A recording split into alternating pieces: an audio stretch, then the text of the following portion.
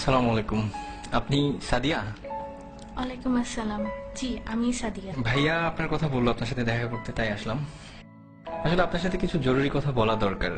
এই মুহূর্তে আমার তেমন কিছুই নেই, চাকরি নেই, পড়াশোনা মাত্র শেষ হলো। সুতরাং বুঝতেই পারছেন বিয়ের জন্য যে একটা মানসিক প্রস্তুতি, তার কোনোটাই আমার নেই।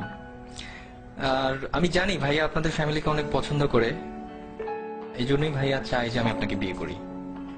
জি, আমিও তো তাই চাই। আসলে আমি আপনাকে কি বোঝাতে চাচ্ছিলাম আপনি হয়তো বুঝতে পারেননি।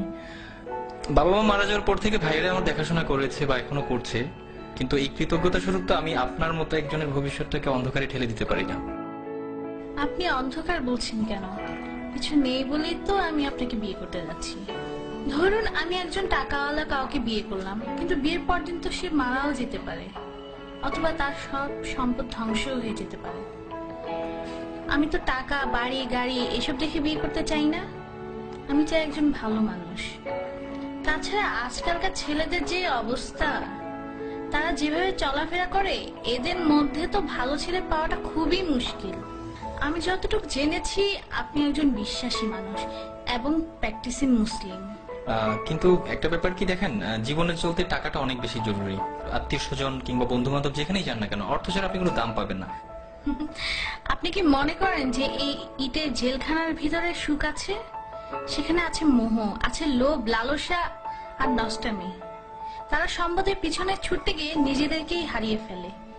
স্বামী স্ত্রীর মাঝে কোনো ভালোবাসা নেই। বাবা সন্তানকে দেখতে পারে না, সন্তান বাবাকে দেখতে পারে না। আমি তো এমন চাই না। আমি চাই একটুকু জান্নাত, যার তুলনায় এই দুনিয়ার সমস্ত সম্পদ খুবই তুচ্ছ। আমাদের বিয়েটা ছিল খুব সাধারণ। মসজিদে গিয়ে বিয়ে করলাম, এরপর কিছু জিলেপি কিনে গরিবদের মাঝে বিলিয়ে সারাদিন দুজন মিলে ঘুরলাম।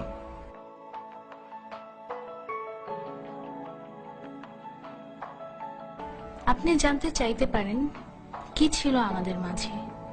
কিছুই না, একটি শক্তিশালী বিশ্বাস মাত্র।